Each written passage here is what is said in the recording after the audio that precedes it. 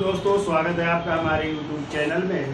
तो देखिए, प्रांतीय राजवंशों में आज एक नए राजवंश की चर्चा करनी है और वो है राजपूत राजवंश। और राजपूत राजवंश में जिस राज की चर्चा करेंगे वो है जयपुर। ठीक है, और जयपुर को ही किस नाम से जानते हैं? पिंक सिटी या गुलाबी शहर के नाम से जाना जाता है। ठीक है, तो इस जयपुर की स्थापना किसने की थी? वो कौन थे? मिर्जा राजा जय सिंह, जिनको उपाधियाँ भी प्राप्त हुई थी। और उन्होंने कौन कौन से जो है कहाँ पर जो है वेधशालाएँ बनवाई थी? तो 5 वेधशालाएँ भी बनवाई थी, उनकी चर्चा करेंगे।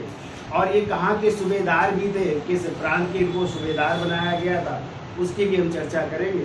तो चर्चा करने से पहले कल जो हमने पढ़ाया था उनके बारे में कुछ क्वेश्चन पूछ लेते हैं। कल हमने भरतपुर राज की चर्चा की थी, तो यदि आ जाए कि भरतपुर में जो है कहाँ के जमींदार थे जिन्होंने पहली बार जो है मुगलों के खिलाफ विद्रोह किया था?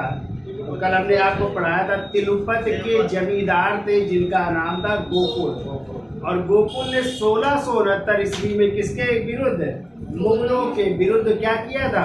विद्रोह किया था। ठीक है, फिर एक इतिहासकार है मनुची, जो इटली वेनिस का यात्री था, वो लिखता है कि 1686 ईस्वी में इसी जाट नेता जो थे जिनका नाम था राजा राम, उन्होंने जो है सिकंदरा में स्थित, किसका मकबरा था सिकंदरा में? अकबर।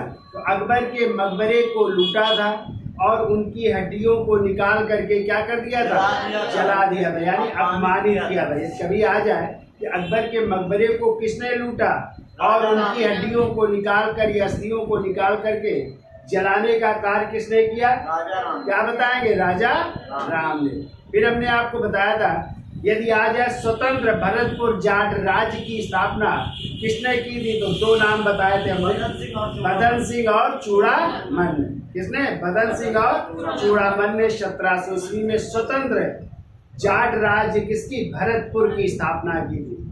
और इन्हीं जो है बदन सिंह को जो है अहमद शाह अब्दाली ने कौन सी उपाधि दी? राजा की उपाधि दी थी। और बाद में इन्होंने एक शब्द जोड़ लिया था, महल शब्द भी जोड़ लिया था। ठीक है, फिर एक क्वेश्चन आता है, किसे जाट जाति का अफलातून या जाट जाति का प्लेटो कहा जाता है? तो सूरजमल को किसे कहा जाता है? सूरजमल को जाट जाति का क्या कहा जाता है?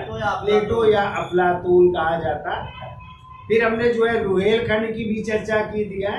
तो बताइए, रुहेलखंड में जो है एक अफगान ने स्थापना की थी, तो क्या नाम था उनका? जो है तो वीर दाऊद, और उनके बेटे थे जिसका नाम था अली मोहम्मद खान ने जो है रुहेलखंड की स्थापना की थी।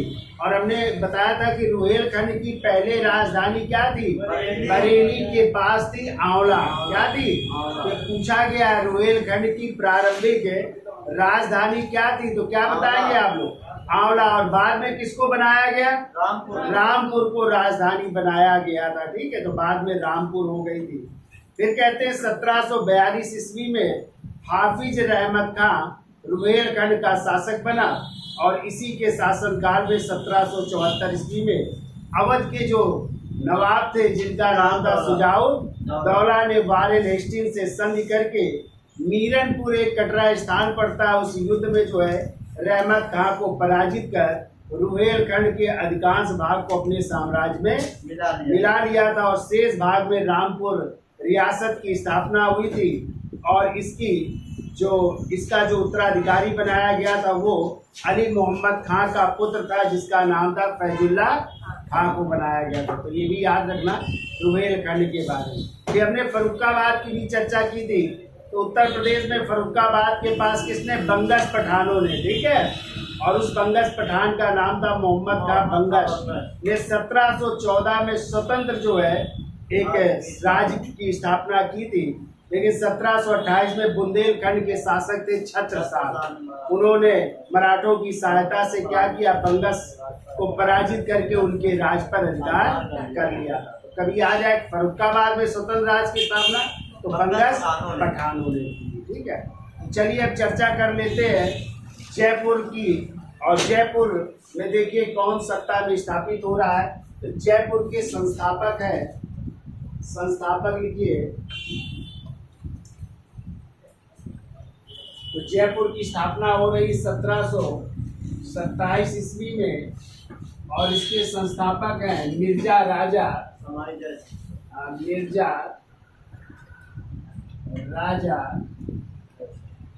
शमाई जय सिंह। समाई जय सिंह। और हमने आपको बताया था मिर्जा राजा की इनको उपाधि दी थी किसने? जहांदार शाह ने दी थी इनको। कौन सी उपाधि? मिर्जा राजा। और राजा शमाई की उपाधि, तो शमाई की उपाधि इनको दी थी फारूक शियर ने दी थी। किसने दी थी? अब ये भी पूछा गया है भाई, याद रखिएगा। तो नाम तो जय सिंह था, लेकिन इनके नाम के आगे क्या लगा है? मिर्जा राजा समाई जय सिंह। तो मिर्जा राजा की उपाधि आ जाए तो किसने दी? जहांदार शाह, मुगल बादशाह थे ना, बहादुर शाह प्रथम के बेटे। और फिर उनके बाद फर्रुखियत, इनको कौन सी उपाधि दी? समाई को उपाधि दी। ठीक है, इनका टाइम है 1688 से लेकर के 1743 ईस्वी तक इन्होंने शासन कार्य किया था। ठीक है, तो याद रखिएगा। अब देखिए, कहते हैं कि जो जयपुर शहर था वो कला की दृष्टि से बहुत ही महत्वपूर्ण था। इसके अलावा जो है, यदि पूछा जाए कि इसके वास्तुविद कौन थे, ठीक है, तो लिख लो जयपुर के वास्तुविद। जयपुर के वास्तुविद यानी जयपुर का जो नक्शा था, जो डिजाइन था, किसने तैयार किया था? तो लिख लो विद्याधर चक्रवर्ती। विद्याधर चक्रवर्ती, या इनको कभी कभी नाम मिल जाता है विद्याधर भट्टाचार्य भी है। तो लिख लो चक्रवर्ती या भट्टाचार्य भी कह सकते हैं। तो विद्याधर चक्रवर्ती या विद्याधर भट्टाचार्य इसके क्या है? वास्तुविद यानी डिजाइनर है। किस शहर के? जयपुर शहर के। ठीक है, फिर हमने आप जय सिंह एक बहुत अच्छे क्या थे? खगोल विद थे। तो लिखिए अगला पॉइंट, जय सिंह एक महान खगोल शास्त्री थे। जय सिंह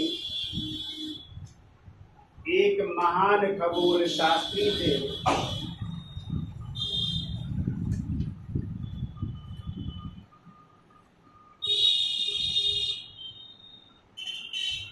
महान खगोल शास्त्री थे, और इन्होंने 5 जगह वेधशालाएं बनवाई थी। तो कहाँ कहाँ पे? तो इन्होंने 5 स्थानों पर, इन्होंने 5 स्थानों, और वो 5 स्थान थे दिल्ली,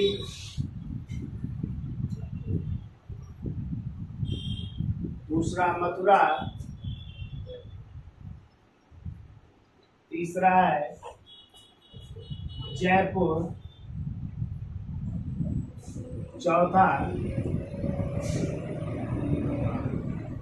उज्जैन।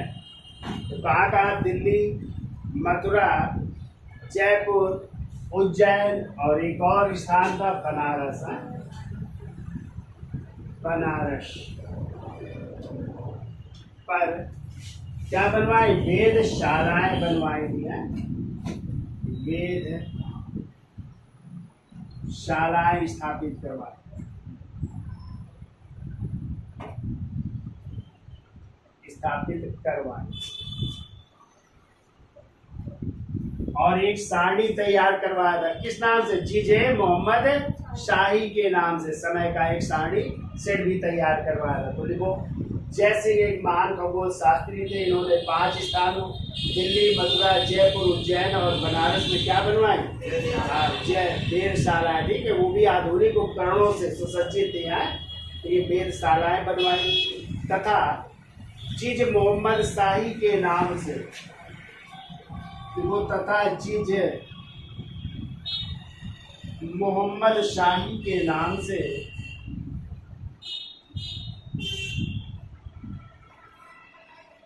जीज मोहम्मद शाही के नाम से साड़ियों का एक ऐसा सेट तैयार किया सारणियों का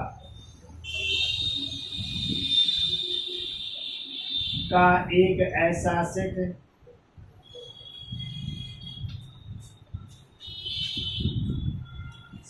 तैयार किया, सारणियों का एक ऐसा सेट तैयार किया जिसमें खगोल शास्त्र संबंधी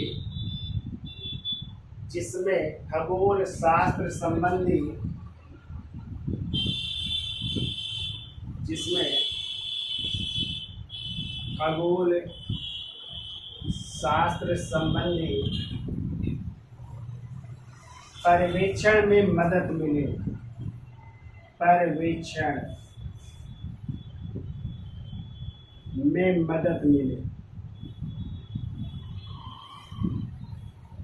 तो ये याद रखिएगा, किस नाम से जीते?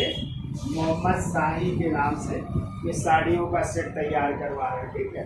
अब इन्होंने कई यंत्र भी जो है स्थापित किए या कई यंत्रों की खोज की थी, जैसे राम यंत्र, सम्राट यंत्र, जयप्रकाश यंत्र है। तो कई यंत्रों का भी जो है इन्होंने आविष्कार किया था। तो लिख लीजिए अगला पॉइंट। देखो, जय सिंह ने सम्राट यंत्र, राम यंत्र, जय सिंह ने सम्राट यंत्र, राम यंत्र, जयप्रकाश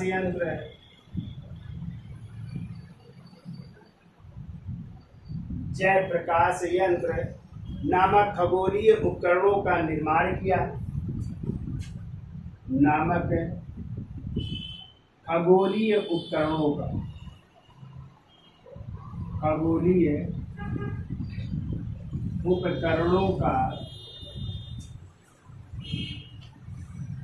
निर्माण किया।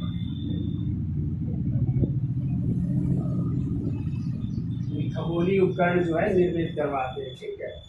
और ये कहाँ के सूबेदार थे? तो देखिए, अभी ये क्वेश्चन आया था तो पूछा गया था कि ये कहाँ का सूबेदार बनाया गया था। तो देखो, 1722 ईस्वी में, यहाँ पे लिख देते हैं। वो 1722 ईस्वी में जय सिंह को आगरा का सूबेदार बनाया गया था। ये याद रखिएगा, आगरा का सूबेदार बनाया गया। आगरा का सूबेदार बनाया गया। ठीक है। तो ये देखो, पेट का क्वेश्चन है 2023 में। ठीक है। पेट में आया था कि जय सिंह कहाँ के सूबेदार बनाए गए थे। ठीक है। तो बड़ा छोटा सा क्वेश्चन, लेकिन लोग गलत कराए थे बहुत, तो इसलिए आप लोग याद रखिए, कहाँ का? आगरा का इनको सूबेदार बनाया गया। ठीक है। अब ये क्वेश्चन आ जाए कि जयपुर में जो है हवा महल का निर्माण किसने करवाया था? क्या बताएंगे? जय सिंह ने। गलत कराओ। देखो, जयपुर के हवा महल का निर्माण प्रताप सिंह ने करवाया था। जय सिंह मारा होगा तुम होगा। देखो, जयपुर में हवा महल का निर्माण प्रताप सिंह ने करवाया था। ये जयपुर की कहानी है, जय सिंह के बारे में ही ज़्यादा पूछा जाता है। ठीक है। अब इसके बाद एक नए राजवंश की चर्चा कर लेते हैं, और कौन सा करें? इसका स्क्रीनशॉट ले लो। तो देखिए, अब अगले राजवंश की चर्चा कर लेते हैं, और वो है सिख राज। और सिख राज जिसे हम लोग क्या कहते हैं? पंजाब। तो पंजाब के बारे में चर्चा कर लेते हैं। तो आपको पता है, यदि आ जाए सिख धर्म के प्रथम गुरु कौन थे, तो क्या बताओ? गुरु नानक देव। गुरु नानक देव थे। दूसरे आ जाए तो कौन थे? गुरु अंगद थे, यानी उनके शिष्य बने थे लहना ना। तो वही जो है गुरु अंगद के नाम से दूसरे गुरु हुए। फिर यदि पांचवें गुरु की बात की जाए तो गुरु अर्जुन देव थे, जिन्होंने आदि ग्रंथ या गुरु ग्रंथ साहिब की रचना की, और उन्होंने ही अमृतसर के स्वर्ण मंदिर का निर्माण करवाया था और उसकी नींव किससे रखवाई? सूफी संत मियां मीर से रखवाई थी। याद रखिएगा, किससे? सूफी संत मियां मीर से रखवाई। फिर यदि नवे गुरु की चर्चा की जाए तो गुरु तेग बहादुर, जिनको औरंगजेब ने क्या दिया था? मृत्युदंड की सजा दी थी। और वैसे ही पांचवें गुरु अर्जुन देव को जहांगीर ने मृत्युदंड की। तो दो सिख गुरुओं को मृत्युदंड मिला। किसे किसे? गुरु अर्जुन देव को और गुरु तेग बहादुर। फिर 10वें गुरु थे आपके गुरु गोविंद सिंह, और उन्होंने ही कहा था कि मेरे बाद अब कोई गुरु नहीं बनेगा। जहाँ भी 5 लोग उपस्थित होंगे जिन्हें उन्होंने पंच प्यारे कहा, जो जान देने के लिए तैयार थे, ठीक है, वहाँ जहाँ कहा कि जहाँ भी ये उपस्थित हो जाएंगे मैं वहाँ उपस्थित हो जाऊंगा। और उन्होंने ही 1699 में किसकी स्थापना की थी? खालसा पंथ की स्थापना। बहुत पूछा जाता है खालसा पंथ की स्थापना कब की गई और किसके द्वारा की? तो 1699 में खालसा पंथ की स्थापना गुरु गोविंद सिंह ने की, ठीक है।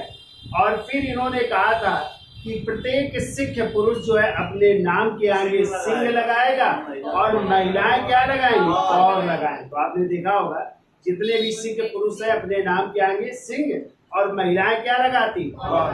और कहा था प्रत्येक जो पुरुष होगा सिख पुरुष उसको 5 चीजें धारण करनी पड़ी होगी। तो 5 चीजें क्या थी? केस, कंघा, कच्छा, कृपाण और कड़ा।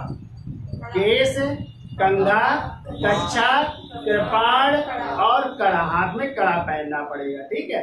ये बात किसने की थी? लेकिन गुरु गोविंद सिंह की हमने बताया था जब बहादुर शाह प्रथम बादशाह बनता है, मुगल बादशाह औरंगजेब की मृत्यु के बाद, तो उसने गुरु गोविंद सिंह से संधि स्थापित की।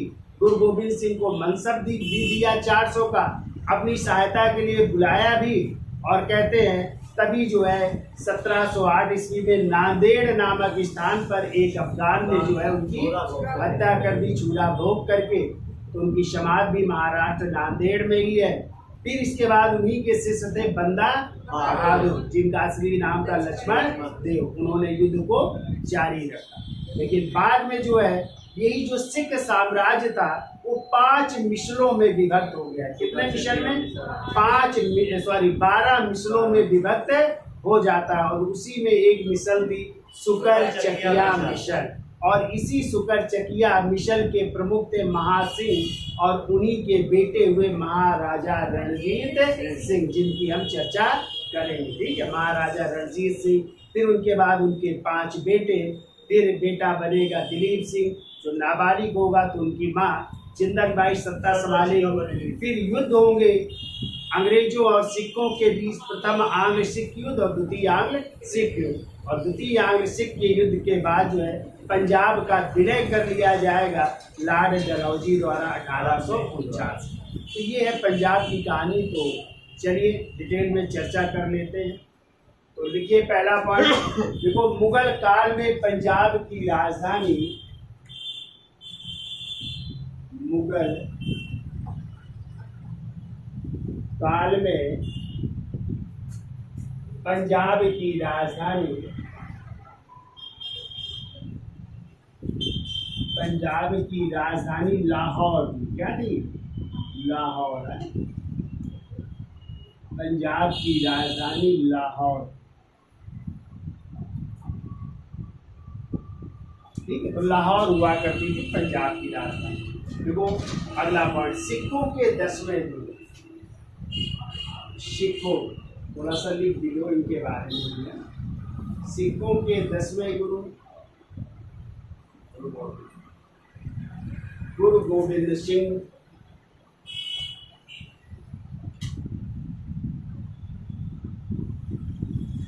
गुरु गोविंद सिंह ने 1699 ईस्वी में खालसा पंथ की स्थापना की।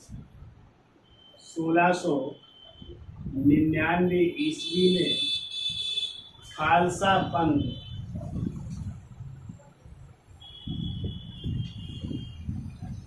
ये बहुत पूछा जाता है भाई है। तो खालसा पंथ की स्थापना कर रहे 1699, ठीक है।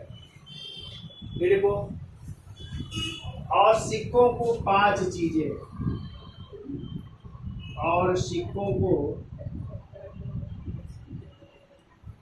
5 चीजें, और वो 5 चीजें क्या थी? उनको केस, कंघा,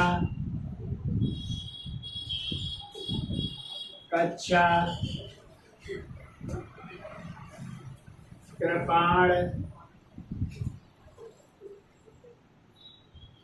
और कड़ा है। 5वां लिख लो, कड़ा। धारण करना अनिवार्य, धारण करना अनिवार्य।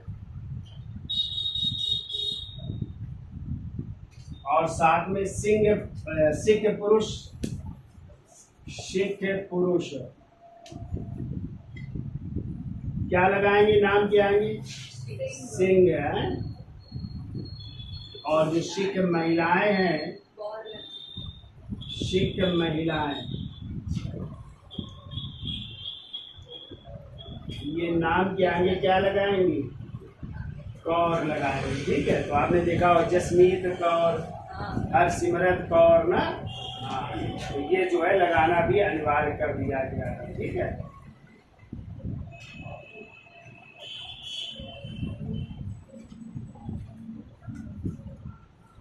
इसके अलावा जो है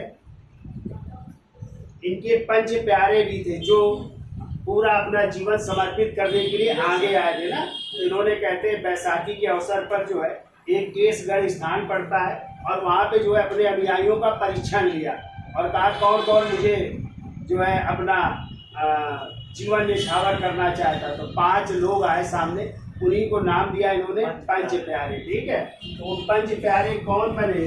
तो लिख लो उनके नाम भी, पंच प्यारे जिन्होंने अपना जीवन बलिदान करने के लिए किसके सामने आए? इन्हीं गुरु गोविंद सिंह के सामने। तो वो लिखे लाहौर के दयाराम खत्री थे। नंबर 1 लिखो, लाहौर के दयाराम खत्री। लिख लो, कभी पूछा जा सकता है। दूसरे व्यक्ति थे, लिखो, दिल्ली का जाट धर्मदास था। दिल्ली का जाट, और इनका नाम था धर्मदास।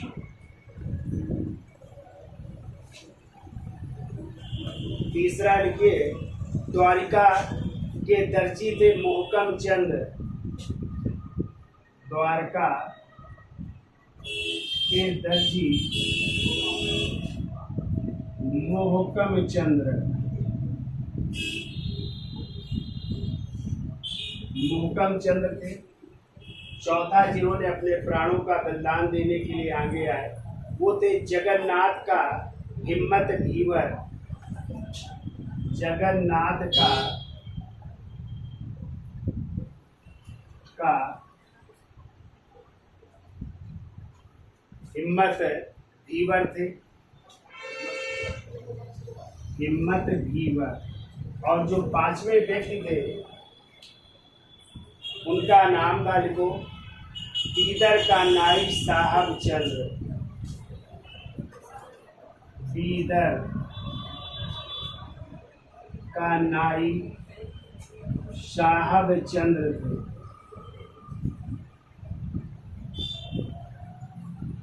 तो ये 5 लोग आए और यही क्या कहलाए? पंच प्यारे कहलाए। ठीक है, और इन्हीं के बारे में कहा जहां भी कोई पंच प्यारे उपस्थित होंगे, और पंच प्यारे में कहा वो पंच प्यारे बालक भी हो सकते हैं, नौजवान भी हो सकते हैं, बुजुर्ग भी हो सकते हैं। कहते हैं जहाँ पे वो उपस्थित होंगे 5 लोग, मैं वहाँ पे उपस्थित हूँगा। इसीलिए आपने देखा होगा जब सिखों का जो है कोई जुलूस निकाला जाता है तो आगे आगे लेकर के नीली वर्दी में थाले लिए नहीं 5 लोग आगे आगे चलते, तो वही क्या कहलाते? पंच प्यारे कहलाते हैं। ठीक है, तो वो कहानी है। तो ये पंच प्यारे भी थे, इनके बारे में भी तैयार करिए, लिखिएगा। ठीक है, फिर वो गुरु गोविंद सिंह ने 80,000 सैनिकों की खालसा सेना तैयार की।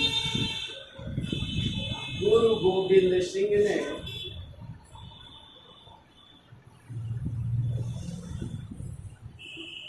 इन्हें 80,000 सैनिकों की खालसा सेना है, सैनिकों की खालसा सेना तैयार की।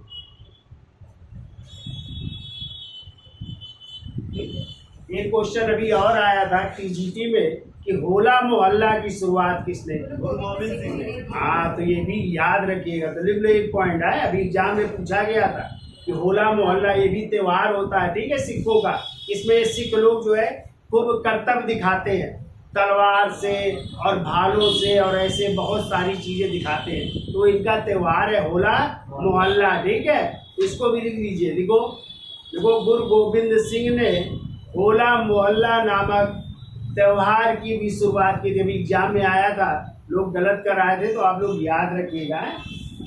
गुरु गोविंद सिंह ने कौन से त्योहार की? ये भी याद रखिएगा, पूछा गया। होला मोहल्ला नामक त्योहार की शुरुआत की थी। त्योहार की शुरुआत की। और अभी जो है मनाया गया था, ठीक है। जब होली नहीं होती अपने यहाँ, तो होली के बाद जो है फिर मनाया जाता है, ठीक है, पंजाब में। तो आप लोग देखिएगा, बड़े होंगे, वीडियो है यूट्यूब में इस त्योहार के, है तो उसमें कर्तव्य दिखाते हैं। बहुत सिख नहीं लड़ते, तलवारों से लड़ते हैं, और हाँ, ये सब दिखाया जाता है। तो वो त्योहार है होला मोहल्ला। और यदि आ जाए, देखो, खालसा पंथ की स्थापना तो की थी गुरु गोविंद सिंह ने। कभी आ जाए खालसा दल की स्थापना किसने की? तो बताइए। खालसा दल अलग है, खालसा पंथ अलग है। तो खालसा दल की स्थापना की थी कपूर सिंह अहलुवालिया ने। क्लियर? तो वो भी लिखो आप लोग जल्दी से। देखो, खालसा दल की स्थापना 1748 ईस्वी में, इधर लिख दे रहे हैं। देखो, खालसा दल की स्थापना 1748 ईस्वी में किसने? कपूर सिंह अहलुवालिया ने की। याद रखिएगा, दोनों पूछे गए हैं, इसलिए कंफ्यूज मत होइएगा, ठीक है। तो सोचो आ जाए खालसा दल और रटे हो गुरु गोविंद सिंह, वो खालसा पंथ के हैं, ठीक है।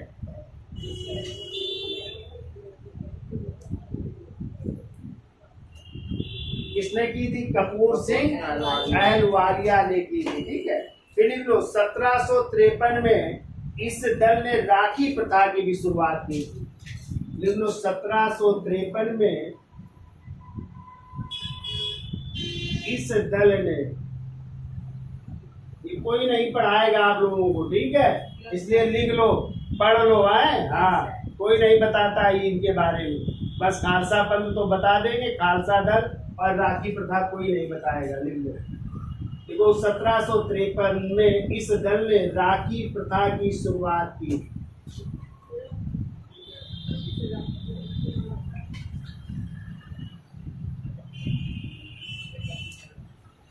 ठीक है, तो एक दूसरे को राखी भेजना, भाईचारा स्थापित करना, ठीक है। तो वो प्रथा की शुरुआत की थी इसी दल ने। कौन से? खालसा दल, ठीक है। अब हम चर्चा कर लेते महाराज में, पंजाब में महाराजा रणजीत सिंह की, जो किस मिसल के थे? सुकर चकिया मिसल के प्रमुख है, महासिंह के बेटे थे, ठीक है। और इसने अलग अलग मिसलों से कुछ राज्य छीन लिए। जैसे अमृतसर जो था वो भंगी मिसल के कब्जे में था, तो भंगी मिसल से क्या छीन लेंगे? अमृतसर। तो इनकी राजधानी, प्रशासनिक राजधानी तो होगी लाहौर, लेकिन कभी आ जाए धार्मिक राजधानी क्या थी? तो अमृतसर। क्योंकि अमृतसर वैसे भी सिख धर्मों का पवित्र स्थान है, क्योंकि वहाँ पे क्या है? गुरु ग्रंथ हरमंदिर साहिब है, या जिसे आप लोग स्वर्ण मंदिर कहते हैं ना, पवित्र स्थान है, नहीं है? तो चलिए अब हेडिंग डाल लीजिए, महाराजा रणजीत सिंह। इसका स्क्रीनशॉट ले लो, आगे चलो। चलिए हेडिंग डाल दीजिए, महाराजा रणजीत सिंह। तो लिखिए, इनका जन्म देखिए कहाँ हुआ था। इनका जन्म हुआ था 13 नवंबर 1780 को। 13 नवंबर 1780 को हुआ था। स्थान पूछा जाए, स्थान है गुजरांवाला पड़ता है पंजाब में। गुजरांवाला साइड जो है आज पाकिस्तान में एक प्रांत हो गया है। तो गुजरांवाला गांव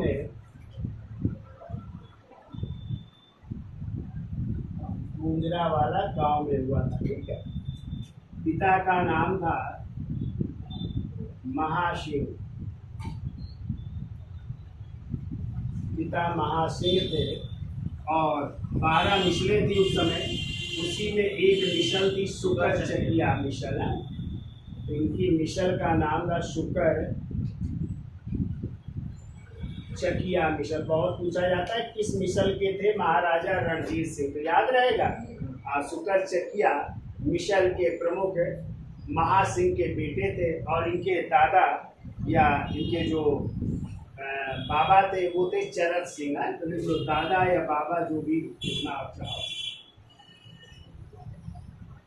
उनका नाम था चरत सिंह।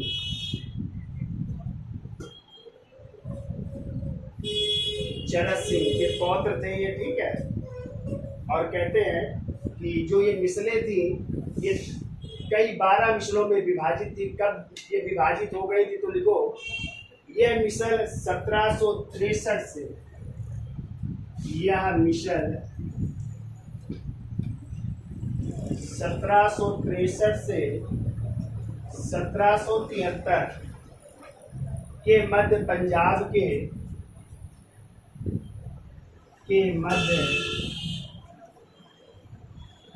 पंजाब के छोटे छोटे सिख राज्यों के रूप में, पंजाब के छोटे छोटे 12 सिख राज्यों, ऐसा लिखो, 12 सिख राज्यों के रूप में, 12 सिख राज्यों के रूप में विभक्त थी।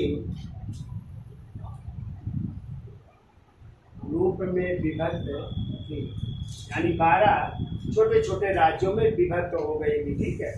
जिनमें 5 शक्तिशाली मिसल हैं, जिनमें 5 शक्तिशाली मिसलें थी। यानी 5 शक्तिशाली राज्य थे उस समय, मिसलें थी।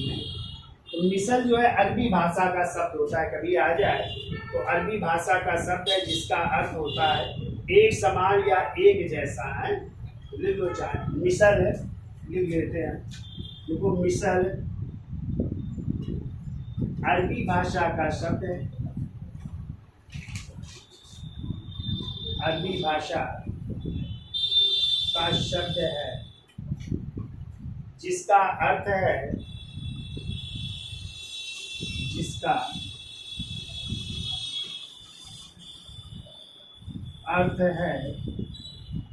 एक समान या एक जैसा है। एक समान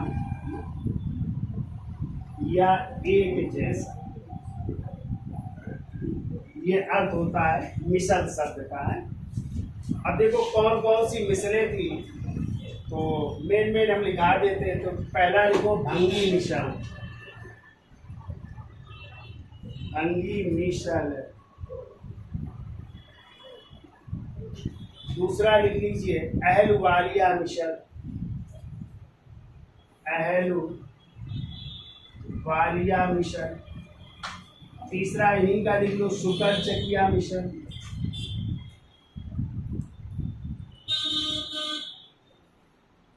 शुकर चकिया मिसल। चौथा लिख लो कन्हैया मिसल, कन्हैया मिसल। पांचवा लिख लो नक्कई मिसल। ये 5 शक्तिशाली थी। ठीक है। नक्कई मिसल, बाकी बहुत सारी थी, फैजुल्लापुरिया मिसल, फुलकरिया मिसल है, लेकिन 5 ये लिख लो मेन आप होगा। ये लिख लो।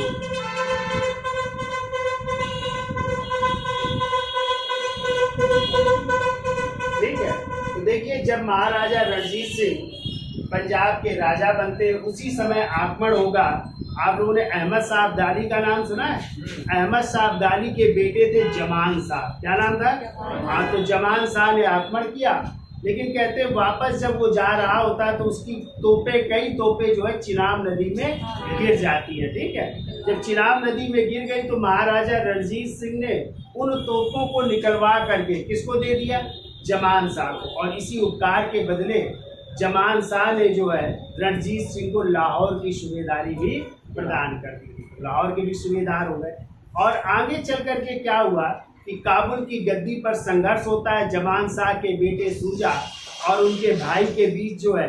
तो कहते हैं सूजा को गद्दी से हटा दिया गया, तो वो बेचारे लाहौर आकर के निर्वासित जीवन व्यतीत करता है। और जब ये बात पता चलती है किसको? महाराजा रणजीत सिंह को, तो उन्होंने जो है सूजा को पुनः काबुल की गद्दी पर बैठाया। और इसी उपकार के बदले सूजा ने विश्व प्रसिद्ध कोहिनूर हीरा किसको दिया? महाराजा रणजीत सिंह। कोहिनूर हीरा कौन ले गया था पता है आपको? क्या पता है बताइए? नादिर शाह ले गया था कोहिनूर हीरा और क्या तख्ते रावशिया मयूर सिंहासन जब 1739 में करनाल का युद्ध जीता। फिर उसी का नादिर शाह का ही सेनापति कौन है? अहमद शाह अब्दाली। और इसी अहमद शाह अब्दाली का बेटा कौन है? जमान शाह। और जमान शाह का बेटा कौन है? सूजा। तो वो कोहिनूर हीरा अहमद शाह के बाद फिर उनके बेटे जमान शाह के बाद अब किसके पास है? सूजा। और सूजा अब किसको दे रहा है? महाराजा रणजीत सिंह। यानी ये हीरा पुनः जो है भारत आ जा रहा है। किसके पास? महाराजा रणजीत सिंह के पास आ जा रहा है। ठीक है, लेकिन रणजीत सिंह की कहते हैं मृत्यु हो गई जब तो 39 में 1800। तो उनके बेटे क्रमशः 3 बेटे गद्दी पर बैठते हैं, खड़क सिंह, नौनिहाल सिंह और शेर सिंह। लेकिन उनकी भी जल्द मृत्यु हो जाती है। तो उनका एक नाबालिग बेटा था दलीप सिंह, वो गद्दी पर बैठता है पंजाब की। लेकिन उसका छोटा था तो उसकी संरचिका बनती उसकी माँ जिंदन बाई। ठीक है, तो जिंदन बाई संरचिका बनी। चलता रहता है शासन, लेकिन अंग्रेजों ने जो है पंजाब को अपने राज में मिलाने का प्रयत्न किया। तभी 2 युद्ध होंगे। प्रथम आंग्ल सिख युद्ध 1845-46 में। फिर लॉर्ड डलहौजी जब गवर्नर जनरल बन करके आएगा तो द्वितीय आंग्ल सिख युद्ध होगा 1849 में। और इस तरह पंजाब का जो है ब्रिटिश साम्राज्य में क्या कर लिया जाएगा? विलय कर लिया जाएगा। किसके द्वारा? लॉर्ड और रणजीत सिंह को पेंशन दे करके इंग्लैंड भेज दिया जाएगा उनकी माँ को। और बदले में जो है उनसे अंग्रेज क्या लेंगे? कोहिनूर हीरा। इस तरह कोहिनूर हीरा अब किसके पास चला जाएगा? अंग्रेजों को। फिर अंग्रेज उसको ले जाएंगे इंग्लैंड और उस समय जो भी रानी थी उनके पास वो चला जाएगा, महारानी विक्टोरिया। आज भी कहते हैं जो वहाँ का राज मुकुट है उसमें जड़ित है, या फिर वहाँ पे जो म्यूजियम है लंदन में वहाँ पे रखा हुआ है। भारत इतने वर्षों से मांग कर रहा है लेकिन अभी तक प्राप्त नहीं हुआ। ठीक है, तो इसका स्क्रीनशॉट ले लो, फिर आगे चलते हैं। चलिए आगे देखिए। तो लिखिए 1792 ईस्वी में 1792 ईस्वी में महासिंह की मृत्यु के बाद, क्योंकि इनके पिता की मृत्यु हो रही है, तो महासिंह की मृत्यु के बाद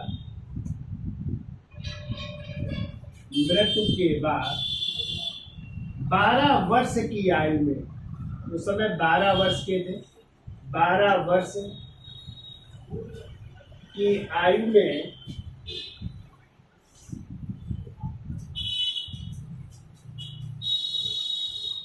रणजीत सिंह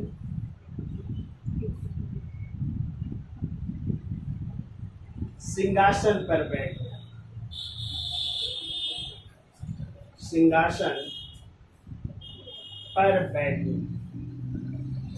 तो देखिए अभी छोटे हैं, कितने साल के हैं? 12 साल। तो इनके रीजेंट, रीजेंट का मतलब होता है संरक्षक या प्रतिशासक के रूप में कार्य किया इनकी माँ, जिनका नाम था कौन सा कौर?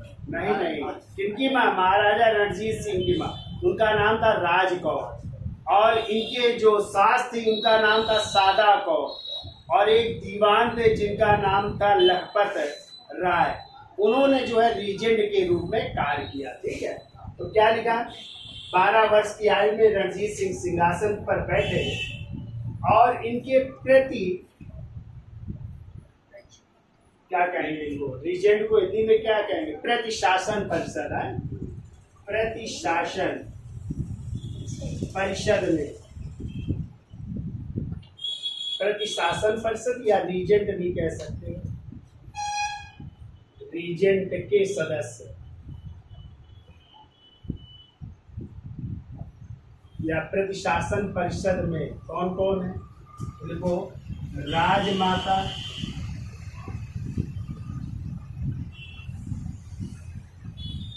यानी इनकी माँ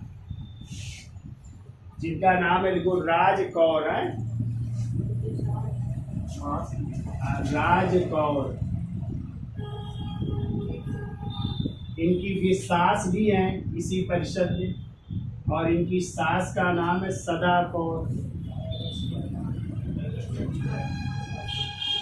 और इनके दीवान भी एक है जो सहायता देंगे, और दीवान का नाम है लखपत राय, ये दीवान है। तो ये प्रतिशासक बनते हैं, ठीक है, यानी शासन संभाल रहे हैं, ठीक है। अब देखिए जो भी हमने बताया था कि जमान शाह ने कब आक्रमण किया, तो देखो 1797-98 ईस्वी में,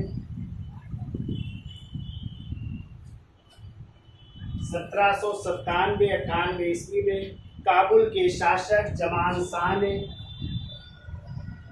काबुल के शासक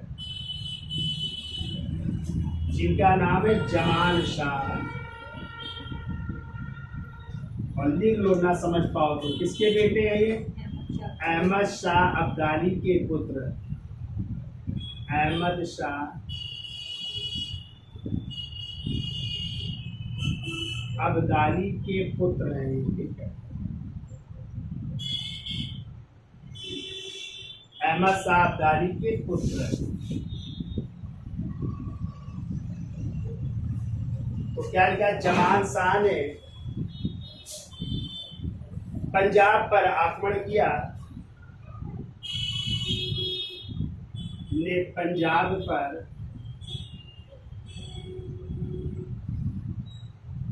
आक्रमण किया,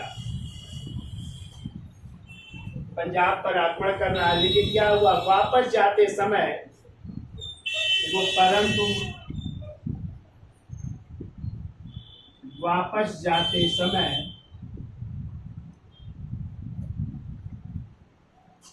जमान शाह की 12 तोपें,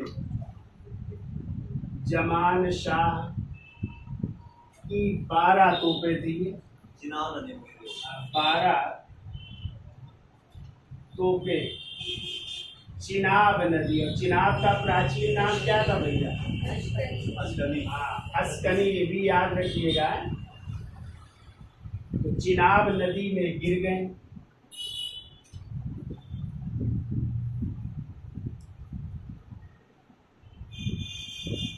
तो वापस जाते समय जमान शाह की 12 तोपें चिनाब नदी में गिर गई, जिन्हें रणजीत सिंह ने निकलवा कर उन्हें वापस कर दिया, जिन्हें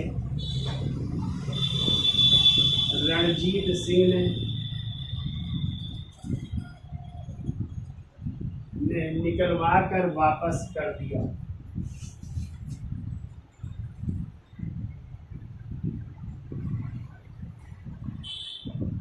निकलवा कर वापस कर दिया। तो जब वापस कर दिया तो इसी उपकार के बदले जो है उसे जो है क्या दिया गया, लाहौर की सूबेदारी प्रदान की गई, और फिर बाद में राजा की भी उपाधि दी जा रही है। तो लिखो आगे, देखो इस सेवा के बदले जमान शाह ने, इस सेवा के बदले जमान शाह ने रणजीत सिंह को, जमान शाह ने रणजीत सिंह को लाहौर की सूबेदारी प्रदान की, लाहौर की सूबेदारी प्रदान की, सूबेदारी प्रदान की और 1799 ईस्वी में राजा की उपाधि प्रदान की, राजा की उपाधि प्रदान की। महाराजा रणजीत सिंह को कौन सी उपाधि दे रहा है? राजा की उपाधि दे रहा है 1799 ईस्वी में। ठीक है, अब देखिए इसके बाद रणजीत सिंह क्या कर रहे हैं। तो अभी हमने बताया था भंगी मिसल शक्तिशाली मिसल था और उनके अंडर में कौन सा प्रांत था? अमृतसर। तो अमृतसर को छीन ले रहे हैं किससे? भंगी मिसल से, और अपनी क्या बनाएंगे राजधानी? धार्मिक राजधानी। किसको? अमृतसर को। जबकि प्रशासनिक राजधानी लाहौर। ये भी दोनों याद रखना है आपको है। तो देखो 1805 ईस्वी में रणजीत सिंह ने 1805 ईस्वी में रणजीत सिंह ने भंगी मिसल से अमृतसर छीन लिया। भंगी मिसल से अमृतसर छीन लिया। इस प्रकार रणजीत सिंह की राजनीतिक राजधानी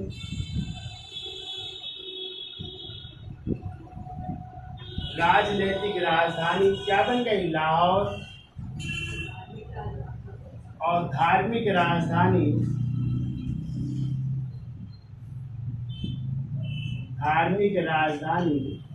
क्या बन गई? अमृतसर बनी। लिख लो। इस प्रकार पंजाब की राजनीतिक राजधानी लाहौर और धार्मिक राजधानी अमृतसर हो गई। अब देखो इसी बीच अंग्रेजों से भी इनका थोड़ा मतैक्य स्थापित हो रहा है, वैमनस्य स्थापित हो रहा है। तो 1809 में जो है महाराजा रणजीत सिंह को उस समय जो गवर्नर जनरल थे लॉर्ड मिंटो, उनसे और लॉर्ड मिंटो के दूत थे जिनका नाम था मेडकाफ, तो मेडकाफ से एक संधि करनी पड़ी। 1809 में अमृतसर की संधि करनी पड़ी। ठीक है, तो चलिए इसका स्क्रीनशॉट ले लो, फिर आगे लिखते हैं।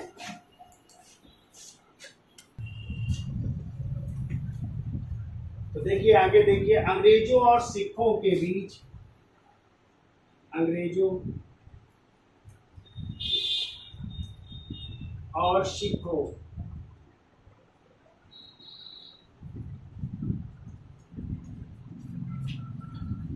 के आपसी वैमनस्य के कारण, आपसी वैमनस्य के कारण, आपसी वैमनस्य के कारण एक संधि हो रही, अमृतसर की संधि। कब हो रही है? तो देखिए 25 अप्रैल 1809, 25 अप्रैल 1809 ईस्वी को अमृतसर की संधि, अमृतसर की संधि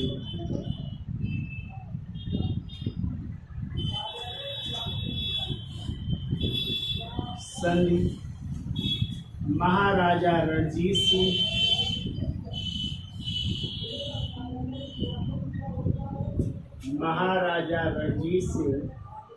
और लॉर्ड मिंटो जो उस समय गवर्नर जनरल है, और लॉर्ड मिंटो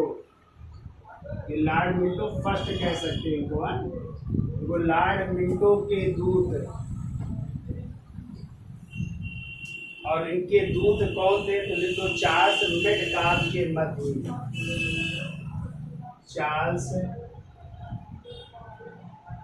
मेटकाफ के मध्य हुई। अब जब संधि हुई तो शर्तें क्या थी, तो लिखिए शर्तें। नंबर 1 लिखिए शर्त,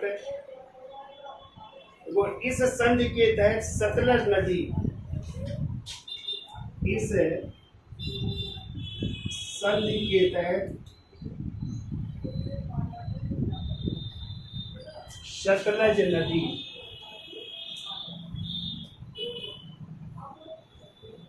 तो सतलज नदी कहते दोनों राज्यों की क्या मान ली गई, सीमा मान ली गई है। देखो सतलज नदी दोनों राज्यों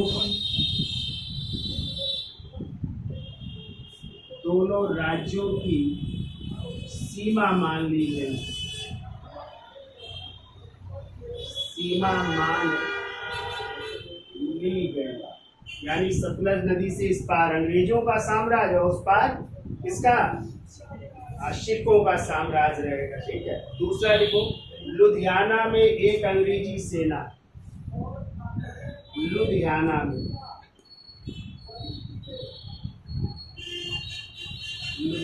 में एक अंग्रेजी सेना,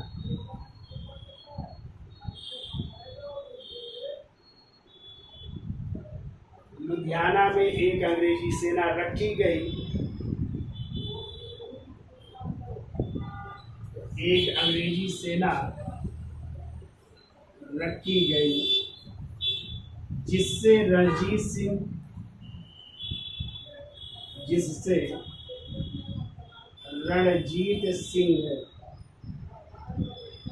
इस ओर आक्रमण ना कर सके, इस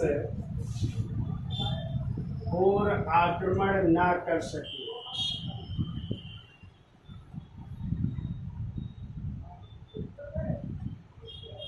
दूसरी चीज ये हो गई। ठीक है। तीसरा लिख लो, सतलज के पूर्व के राज अंग्रेजों के पास चले गए, सतलज के पूर्व के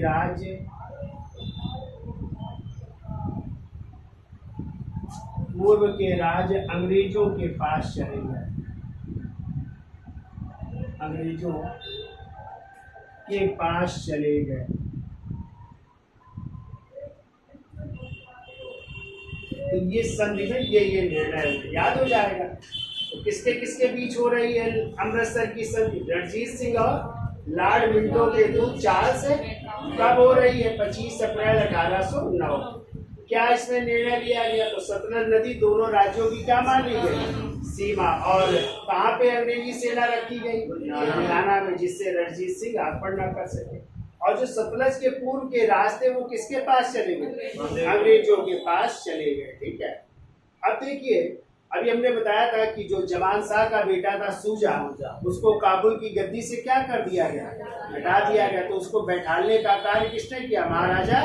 और इसी उपलक्ष्य में फिर उसने कोहिनूर हीरा किसको दिया, महाराजा। तो लिखिए अगला पॉइंट लिखो, 1809 ईस्वी में शाह सूजा, 1809 ईस्वी में शाह सूजा जो किसका पौत्र है, अहमद शाह अब्दाली का पौत्र है।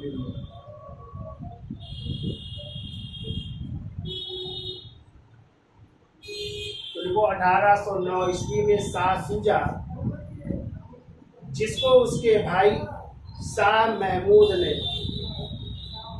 जिसको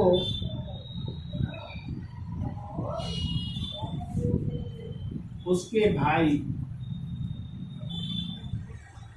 शाह महमूद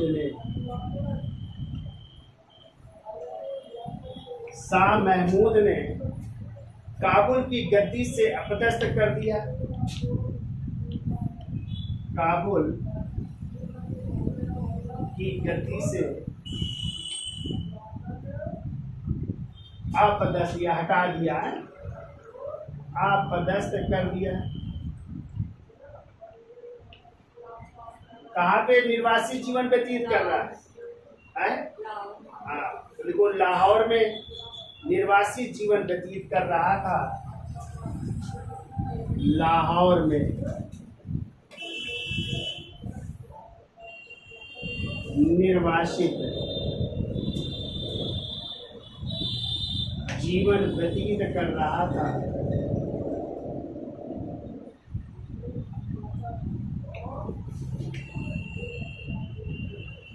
निर्वासित जीवन व्यतीत कर रहा था। देखो, रणजीत सिंह ने पुनः उसे गद्दी पर बैठाया। रणजीत सिंह ने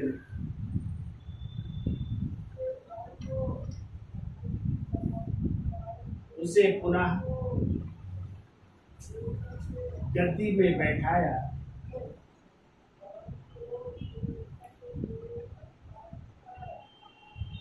गद्दी में बैठाया और इससे खुश होकर सुजा ने और इससे खुश होकर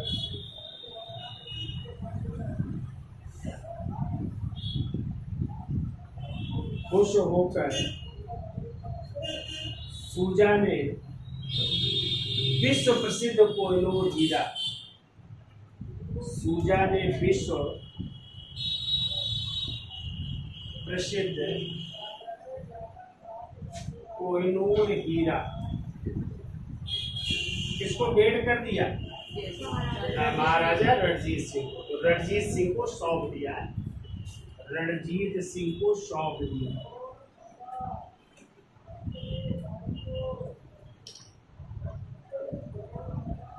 तो इस तरह जो है कोहिनूर हीरा, देखिए भारत फिर पुनः वापस आ रहा है। किसके पास? महाराजा रणजीत सिंह के पास। ठीक है, अब देखिए उसी समय अब चूंकि गवर्नर जनरल बदल गए थे और लॉर्ड विलियम बेंटिंक हो गए थे। ठीक है, तो कहते हैं लॉर्ड विलियम बेंटिंक से सिंध के बंटवारे को लेकर के जो है एक बातचीत होनी थी रणजीत सिंह से, और इस तरह एक मुलाकात होती रोपड़ में। पंजाब में एक स्थान है रोपड़ में मुलाकात हो रही। तो कब हो रही उसकी चर्चा कर लेते हैं।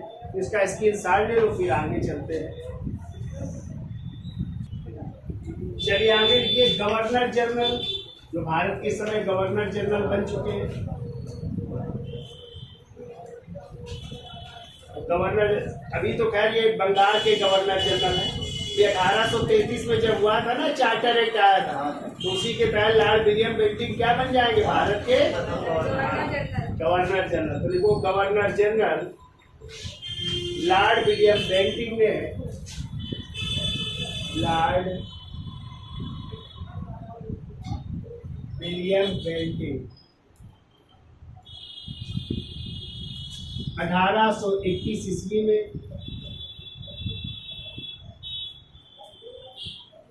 सिंध बंटवारे को लेकर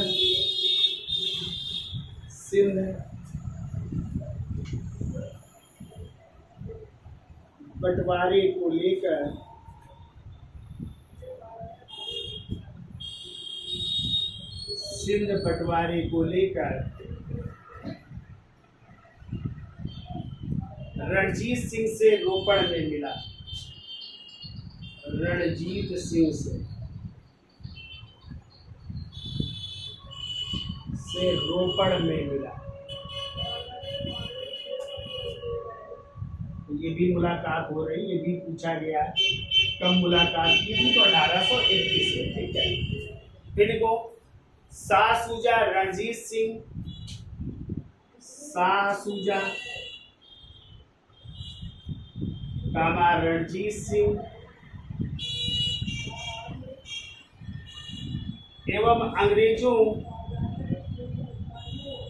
की त्रिपक्षीय संधि 1838 में हुई। एवं अंग्रेजों के बीच त्रिपक्षीय संधि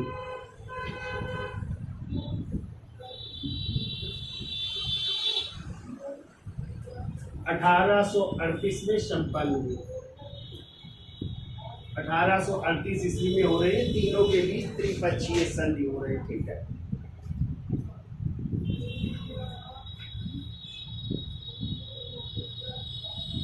अब देखिए कब इनकी मृत्यु हो रही। तो देखो 27 जून 1839 ईस्वी को महाराजा रणजीत सिंह की मृत्यु हो गई। महाराजा रणजीत सिंह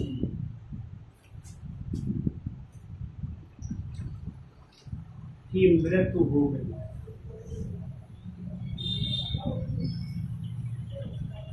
तो जब इनकी मृत्यु हो गई तो इनके बेटे जो है, जो गद्दी पर बैठते, चूंकि एक बेटा अल्पवयस्क था दिलीप सिंह, तो इसलिए क्रमशः कौन बेटे उत्तराधिकारी बने।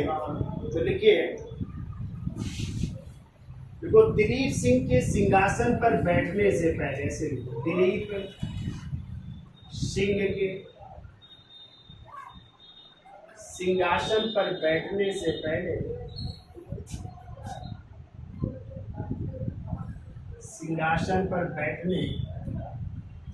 पहले क्रमशः 3 उत्तराधिकारी गद्दी पर बैठ रहे हैं। तो कौन कौन है वो 3 उत्तराधिकारी? तो लिखो, नंबर 1 खड़ग सिंह,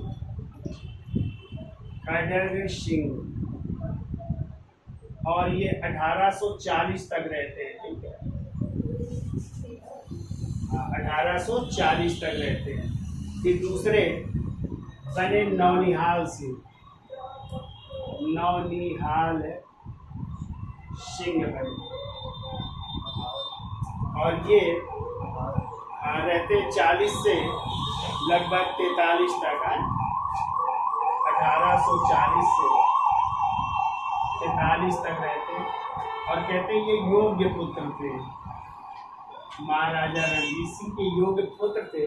लेकिन कहते सैतीर गिरने के कारण इनकी हजारीबाग में मृत्यु हो गई। ठीक है, तो लिख लो, सैतीर यानी दीवार कोई गिर गई थी, सैतीर गिरने के कारण हजारीबाग में मृत्यु।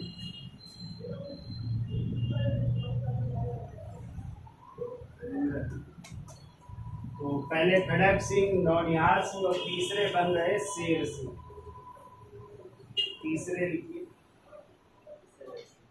शेर सिंह, और ये रहते हैं थोड़े समय तक ही, 1843 ईस्वी तक इनकी भी मृत्यु हो जाती है।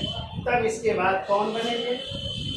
दिलीप सिंह बनेंगे। लेकिन ये छोटे हैं, नाबालिग हैं, तो इनकी संरक्षिका कौन बनेगी? जिंदन बाई।